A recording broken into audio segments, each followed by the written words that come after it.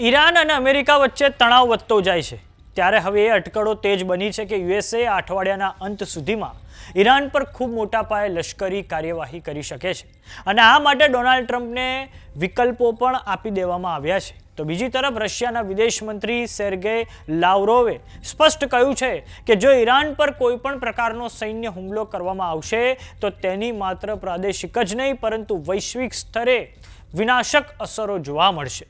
નમસ્કાર, જમાવટ સાથે હું છું પાર્થ।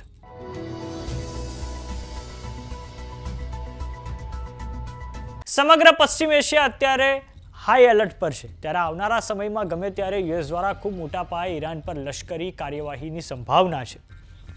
આંતરરાષ્ટ્રીય અખબાર વોશિંગ્ટન જર્નલની ખબર પર નજર કરીએ તો પ્રમુખ ડોનાલ્ડ ટ્રમ્પને ઈરાન પર હુમલો કરવા માટેના વિકલ્પોનું બ્રીફિંગ આપી દેવામાં આવ્યું છે, જેમાંથી એક વિકલ્પ છે ઈરાનના પરમાણુ ઠેકાણાઓ અને મિસાઇલ ઠેકાણાઓ પર અમેરિકા દ્વારા એક સીમિત હવાઈ હુમલો કરવામાં આવે। બીજા વિકલ્પ અંતર્ગત ઈરાન પર ખૂબ મોટા પાયે લશ્કરી આક્રમણ કરવામાં આવે, સાથે જ ઈરાનમાં સત્તા પલટો કરાવડાવવામાં આવે, જેમાં ઓપરેશન કેટલાય અઠવાડિયાઓ અને મહિનાઓ સુધી ચાલુ રહી શકે છે। જોકે ટ્રમ્પ હજુ પણ કોઈ અંતિમ નિર્ણય પર નથી પહોંચી શક્યા।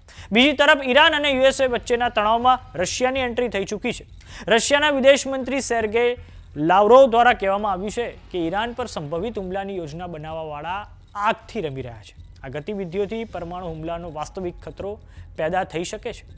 દર્શક મિત્રો, આ તણાવ વચ્ચે ઈરાન અને રશિયાએ પોતાની મિત્રતા વધુ મજબૂત કરી છે। બંને દેશોએ ઓમાનના અખાત અને ઉત્તરી હિન્દ મહાસાગરમાં કિડનેપ્ડ શિપ અટેક ડ્રીલ નામની કવાયત પૂરી કરી છે। આ કવાયતને પશ્ચિમી દેશો માટે સીધો પડકાર માનવામાં આવી રહ્યો છે અને આ ડ્રીલ દ્વારા ઈરાન અને રશિયાએ પોતાનો રણનીતિક સહયોગ અને સંયુક્ત ઓપરેશન દરમિયાન પોતાના સામંજસ્યને વધારે મજબૂત કર્યું છે।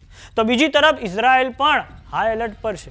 ગયા વર્ષે એટલે કે જૂન 2025માં જ્યારે ઈરાન અને યુએસએ વચ્ચે જે સંઘર્ષ થયો હતો તેમાં માત્ર ઇઝરાયલનો 6% જેટલો હિસ્સો પ્રભાવિત થયો હતો, પરંતુ જો હવે ઈરાન અને યુએસએ વચ્ચે મોટા પાયે યુદ્ધ થાય તો ઇઝરાયલને ખૂબ મોટા પાયે નુકસાન થઈ શકે છે, કેમ કે ઈરાનની તુલનામાં ઇઝરાયલનું કદ ઘણું નાનું છે અને તેના કારણે ઈરાન માટે તેના લક્ષ્યાંકો પર હુમલો કરવું ખૂબ જ સરળ હશે। અને આ અગાઉ ઈરાન દ્વારા સ્પષ્ટ કહી દેવામાં આવ્યું છે કે સમગ્ર પશ્ચિમ એશિયામાં અમેરિકાનું કોઈ લીગલ પ્રતિનિધિ હોય તો તે ઇઝરાયલ છે અને અમે ઇઝરાયલ પર સીધો અટેક કરીશું।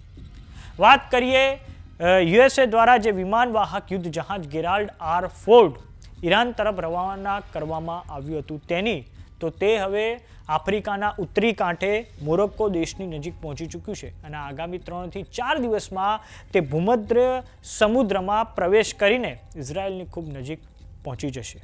તો બીજી તરફ યુએસના ઈરાન પર હુમલા પહેલા ઈરાનમાં 5.5ની તીવ્રતાનો ભૂકંપ આવ્યો હતો, જેમાં બુશેહર પરમાણુ ઠેકાણાથી દૂર આંચકાથી હલચલ જોવા મળી છે, માટે ન્યુક્લિયર ટેસ્ટને લઈને પણ હવે અટકળો તેજ બની છે।